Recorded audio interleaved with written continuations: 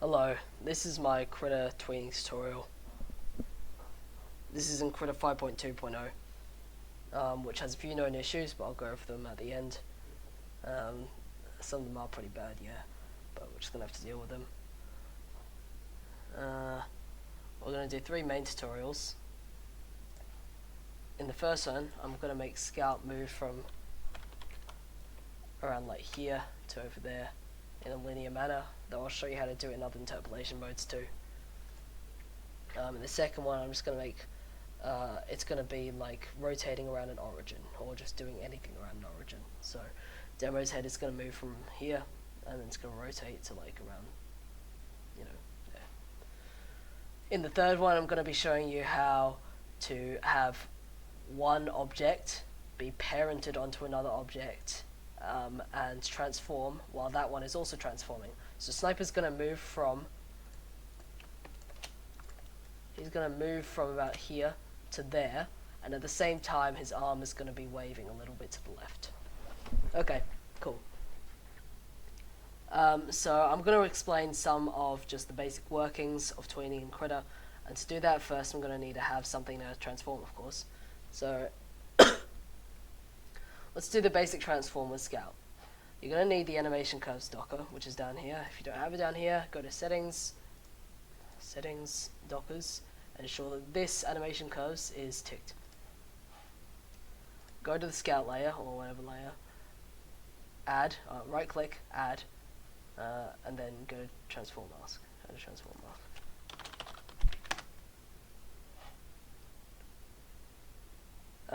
I'm going to add a keyframe at frame 0 because I want him to start from there. And then I'm going to go to frame 24 because I want him to stop then. And another one. But before I do that, say you're going to be in a longer project and you want him to like go back afterwards because you're going to need to keep using this layer. You want to create another frame directly after it. I don't know if this is the best way to do it, but that's just how I work around it. Because transform masks are an offset. And if I transformed him, okay, well let's just do our transform now, and I'll show you why this third frame is important. So let's get him to glide over here on frame 24. All right, now he's gliding. Cool, awesome. However, if you didn't have this third frame, everything after this, when you try to draw, on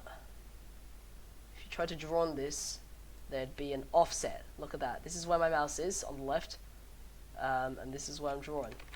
That's not good. You can have a short-term solution of like not having this offset by just turning off the mask and then drawing, but like that, obviously then you can't see the other side of him.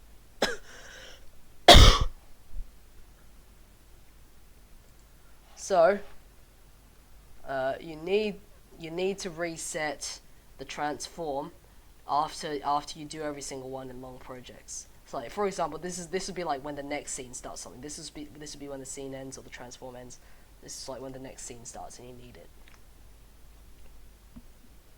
And you don't have to, but like I just like making this a hold so that it immediately jumps there. Like basically, if this isn't hold, then what's happening is like there's like a linear transformation of one frame going there, which doesn't matter. You don't have to make this one, this frame, a hold. So there's the importance of like resetting frames. I call these like resetting frames. My throat's a little itchy, my bad. So that's the first tutorial, and now I'll explain some other workings. These are the add and remove keyframe buttons. These are the interpolation buttons. I think I've used these before. I don't really use them. I don't know. You can figure them out. And these are like view options. I'm going to explain in interpolation modes. So as you can see, everything's linear by default. This is linear movement. Yep. Let's say I'll explain them. This is Bezier, which is just like you can change change the pattern, change it to an actual curve. The hold is meaning you just jump straight from one position to the next. There's no like actual movement. It's just a jump. And interpolation mode is determined by the first frame in the transform, not the second one. So this is the first frame in the transform.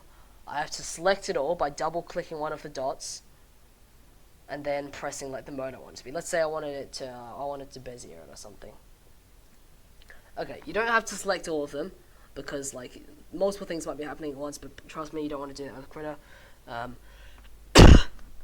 I could have just pressed position X because I know that's the only thing that's changing. I could have just pressed position X, but everything changed. So I have to click the first one, not the second one. You can see that the second one now has Bezier on it too. But let's say that we did on the second one.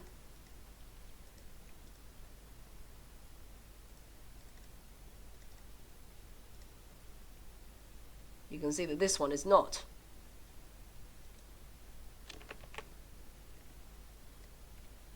Okay, so basically the first frame determines the interpolation mode of its following transform.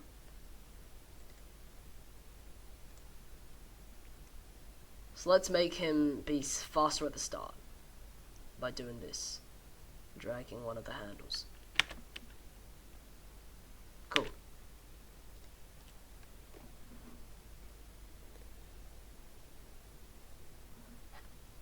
You can also copy and move keyframes in the timeline itself.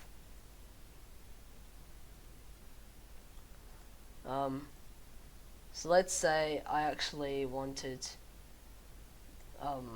him to go back to his original position. I'm going to remove this reset keyframe. And I can copy keyframes in two ways. I can either control this, hold down control, and then, whoops, I've got that one selected, that's not what I meant to do.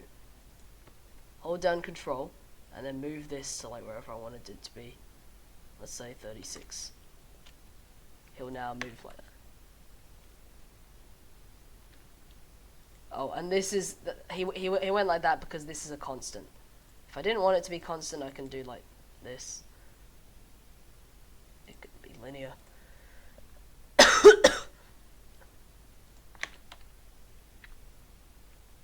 Okay. And if I wanted to do that on the curves, let's just change this back to linear again. Then I'd go to frame 36. I'd press double click all of these. Then I'd press Control-Shift-C. Control-Shift-C is not the default shortcut, but I don't know what the button is to actually copy the keyframes. Yeah, I don't know the button. So ensure if you've got all these selected, Control-Shift-C.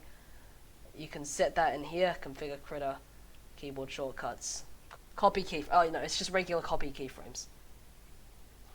Yep, and paste keyframes. You know what I mean. You have to be on the play. You have to be on the player for some reason. Control-Shift-C, or whatever your copy keyframes bind is. Go to this frame. Control-Shift-V. That's the second way. Awesome.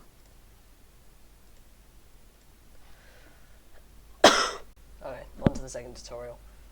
In this one, I'm going to be showing you how to make something move around a point, transform around a point.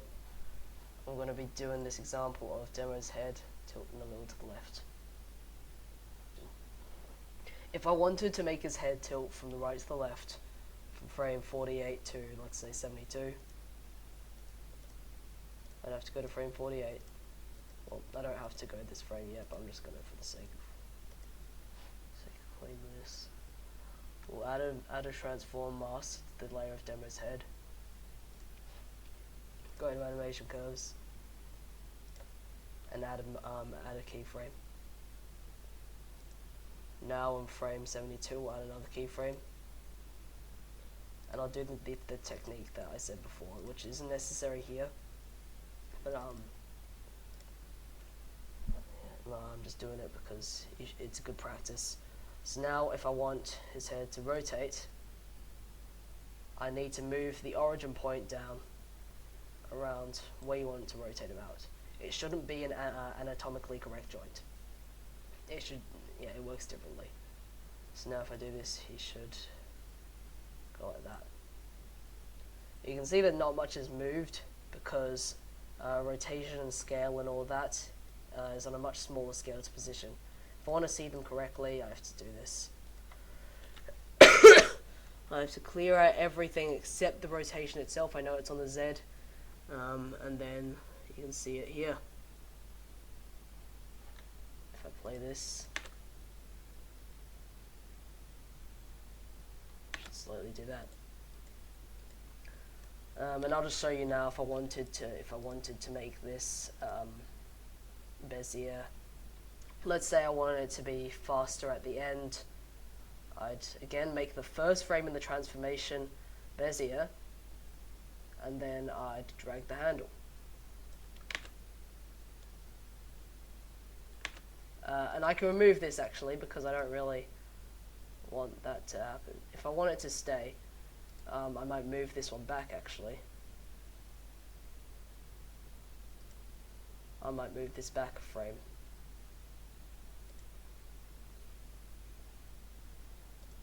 And set it to like 1.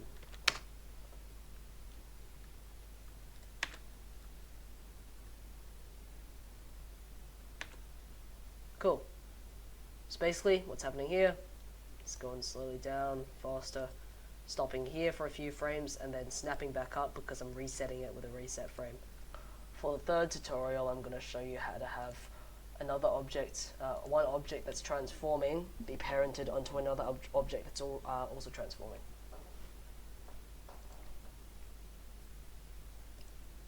Here we have Sniper's arm and Sniper's body. I want Sniper himself to move a little to the left.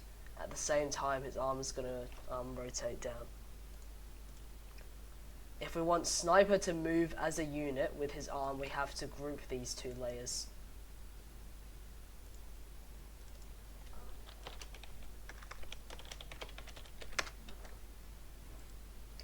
And now if I want his arm to move independently, well not independently, I want his arm to move as well, parented onto the body, I need to add a transform mask to the, oh okay, we'll add a transform mask to him by himself first. So this moves Sniper as a whole, and then we'll add one to his arm to move it by itself.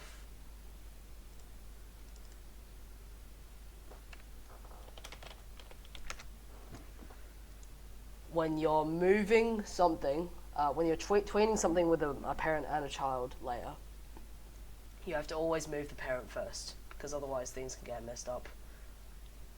Say if something was scaling, okay. Say if something was rotating and moving at the same time, you do, okay, let's not do that. Okay, so first, because the rotation, the moving is on the parent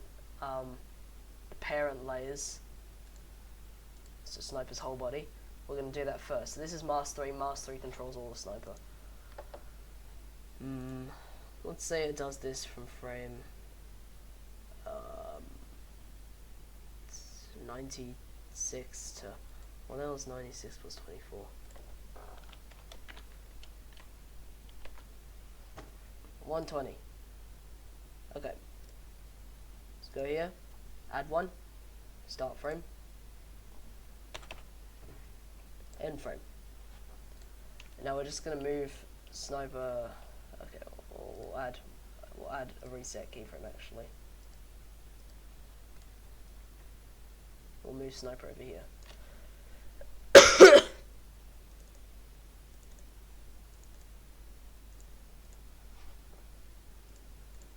And now we're going to move his arm, which is going to go across the same frames, but it's going to be parented to his body because it's in the same group.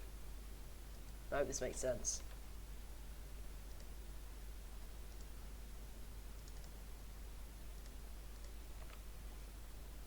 Alright. What the fuck? Okay, I don't know why the box is off, but we're gonna have to put the origin point down here because we want his arm to rotate like that.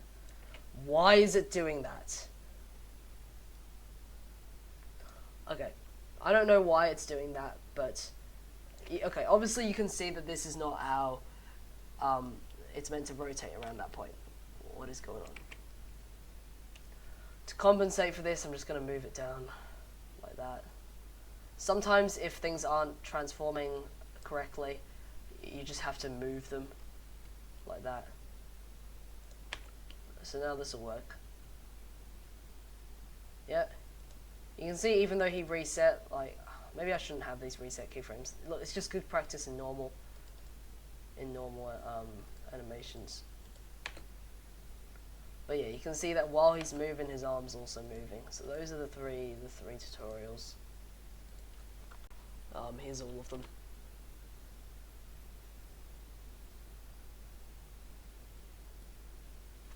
Cool. Now we're gonna go over known issues with tweening Krita.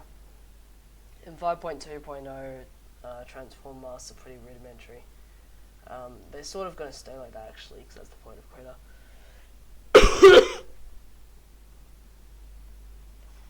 But there are a few issues that are going to be fixed in 5.3.0. The main one is that, let's say for example, we actually had Sniper's hand moving at the start as well, and it was like moving from a different way. It's going to look disjointed, but it doesn't matter. This is just for demonstration purposes. Let's say it was also moving at the start. I'm going to make this stagnant so it doesn't do anything stupid to this frame. Okay. Basically, I don't know if I can reproduce it, but let's say we did like another thing. We actually moved the origin point to like somewhere else, and then did like another thing with like this or something, some weird shit. Yeah.